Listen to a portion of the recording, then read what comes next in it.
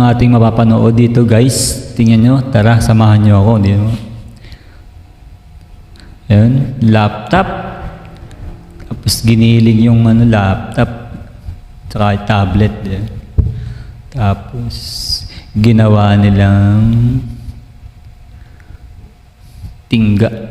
tingga or silver, tama?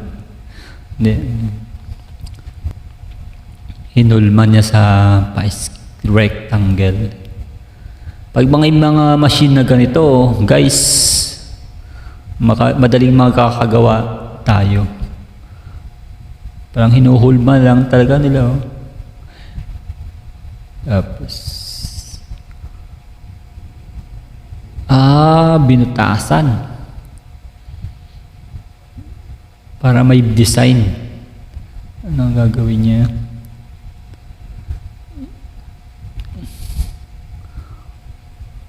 Parang casing ng cellphone.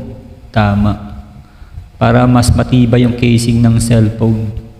Di ba? O kahit batuhin mo, ibato mo, hindi bababasag yung cellphone. Tapos pampukpok pa ng parang martilyo.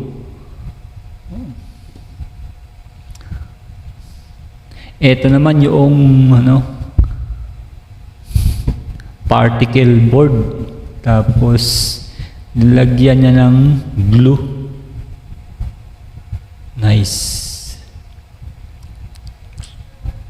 Hinulman niya sa lalagyan, sa Tupperware.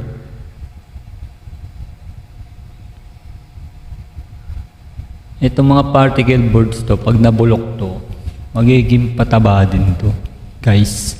Yang yan. Tapos, ginawa niyang baso or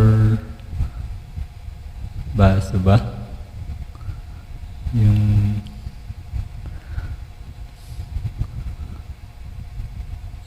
Yun, paso, parang paso na rin. Yun nga, parang pag naging pataba. Nice. Okay. Nice. Galing. Ito naman guys, anong gagawin niya? Panoorin natin.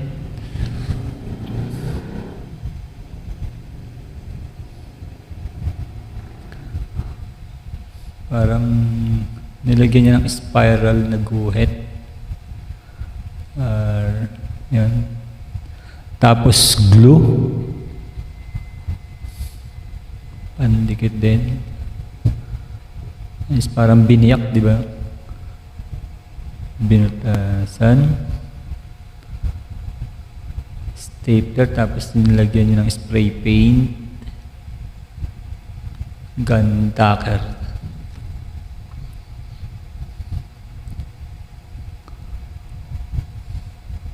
Pintura. Ginawa niyan lagayan ng patungan ng tasa.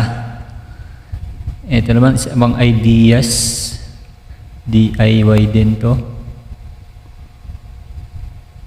Brush. Tapos lagyan ng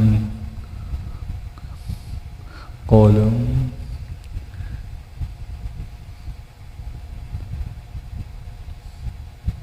Magaling maganda kung mayroon talagang mga high-tech or mga machines na katulad ng ganito.